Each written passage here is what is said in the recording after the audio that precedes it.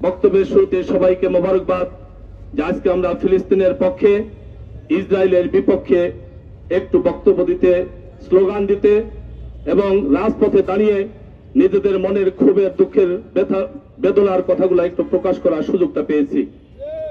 সম্মানিত উপস্থিতি, আজকে বক্তব্য কি দেওয়ার আছে, বক্তব্যের মাধ্যমে শুধু একটাই প্রমাণ করে, আমরা যখন খাবার খেতে যাই তখন ফেসবুকে সেই দৃশ্য, একটি ছোট্ট বাচ্চা খাবার পাচ্ছে না, অনাহারে দীর্ঘ সময় ধরে বসে আছে, সে বলছে আমি আমার আল্লাহর কাছে যেতে চাই। কেন তুমি আল্লাহর কাছে যেতে চাও? ওই বাচ্চাকে প্রশ্ন করার পরে বলছে আমার আল্লাহর কাছে নাকি অনেক খাবার আছে, সেই খাবারের জন্য আমি আল্লাহর কাছে যেতে চাই। আজকে আমি আপনাদের কাছে বলতে চাই, আমি ব্যক্তিগতভাবে এই দৃশ্য যখন দেখেছি তখন থেকে যতবারই খাবার খেতে যাই প্রত্যেকবারই মনে হচ্ছে আমার এই খাবারের একটা অংশ যদি আমি ফিলিস্তিনের শিশুদের জন্য পাঠাতে পারতাম, তাহলে ওই শিশুটির সামান্য একটু যে সমবেদনার কথা, সেই সমবেদনা, আকুতি, আহাজারি এবং হাহাকারের একটু হলেও তৃষ্ণা মেটাতে পারতাম। আমি আজকে আপনাদের কাছে বিনয়ের সাথে বলতে চাই, আমরা যখন খাবার খাচ্ছি, আমরা যখন স্বচ্ছন্দে ঘুরে বেড়াচ্ছি, আমরা যখন মুসলিম নাম ধরে গোটা পৃথিবীতে বিভিন্ন রাষ্ট্রগুলোতে আমরা অবস্থান করছি, তখন শুধুমাত্র মুসলমান হওয়ার অপরাধে আজকে ফিলিস্তিনের এই নির্মম দৃশ্য, আপনারা ভয়ঙ্কর আরেকটি দৃশ্য দেখেছেন, যে দৃশ্য গোটা পৃথিবীর মুসলিম মিল্লাতের হৃদয় নাড়া দেওয়ার কথা। ছোট্ট একটি শিশু ছাদের নিচে পড়ে আছে, সে কাতরাচ্ছে, ঠিক এমন একটি সময় একটি কুকুর এসে যখন তাকে তার জামাতে কামড় দিয়ে টেনে সরাচ্ছে, এই টেনে সরানো মাত্রই ছাদটা আস্তে করে পড়ে গেল, আর কিছুক্ষণ হয়তো অবস্থান করলেই ওই ছাদটা পড়তো আর শিশুটি মারা যেত। এই হচ্ছে আজকে ফিলিস্তিনের দৃশ্য।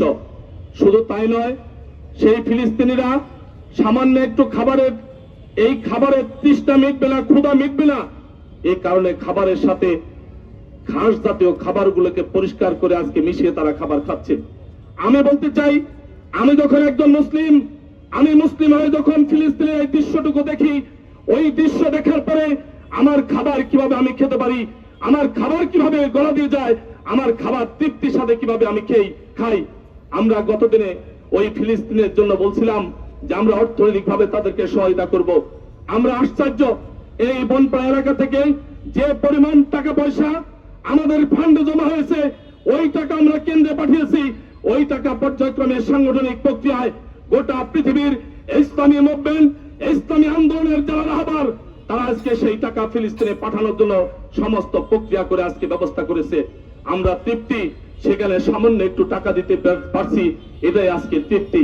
আমরা আজকে বলতে চাই, গতদিনে কি দিয়েছেন, গতদিনে কি দিলেন, এটা বিবেচ্য বিষয় নয়।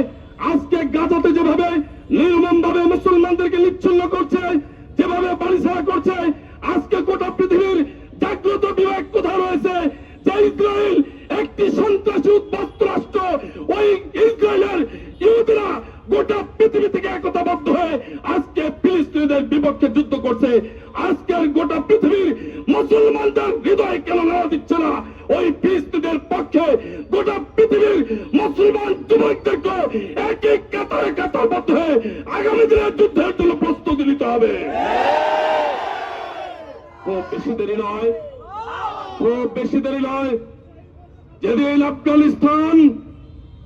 আফগানিস্তানে গোটা পৃথিবীর যুবকরা একতাবদ্ধ হয়ে আমেরিকার বিরুদ্ধে যুদ্ধ করে দীর্ঘদিন পরে ওই আফগানিস্তানকে যেমন বিজয়ী করেছে, আমার বিশ্বাস খুব অনতিবিলম্বে গোটা পৃথিবী থেকে মুসলিম যোদ্ধারা, সৈনিকরা ইসলামে উজ্জীবিত হয়ে, জিহাদে উজ্জীবিত হয়ে আগামী দিনের জন্য ওই ফিলিস্তিনকে মুক্তি করার জন্য ওই যুদ্ধে ঝাঁপিয়ে পড়বে ইনশাআল্লাহ। অতএব সেই যুদ্ধে যাওয়ার জন্য আমাদেরকে প্রস্তুত হতে হবে, কারণ স্বয়ং রাসূলের ঘোষণা ওই ফিলিস্তিনি মুক্তির জন্য গোটা পৃথিবীর মুসলমানরা একতাবদ্ধ হবে।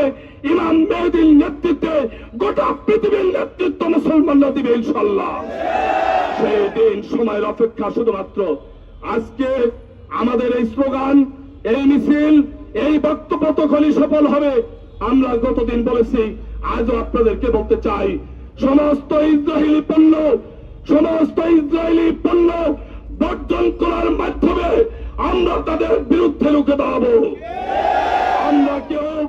আমরা কেউ একটি ইসরায়েলি ইহুদিদের কোন পণ্য আমরা গ্রহণ করব না। আমরা নিজের টাকায় সেভলাভ খাচ্ছি, আমরা পেপসি খাচ্ছি, আমরা বিভিন্ন ইহুদিদের পণ্য ব্যবহার করে তাদের অ্যাকাউন্টে জমা করে মুসলমানদের বিরুদ্ধে অস্ত্র প্রয়োগ করে, অস্ত্র ব্যবহার করে মুসলমানদের হত্যা করার নির্লক্ষ্য বাস্তবায়নের সহায়তা আমরা আর করব না।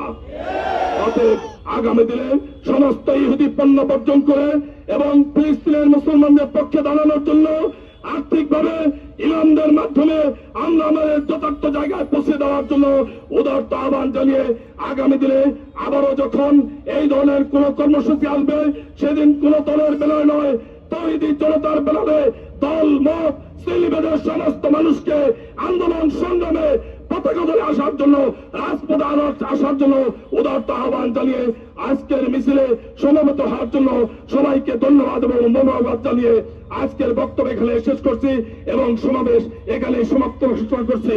ওয়া আখিরু দাওয়ানা আনিল হামদুলিল্লাহি রাব্বিল আলামিন। আসসালামু আলাইকুম ওয়া রাহমাতুল্লাহি ওয়া বারাকাতুহু।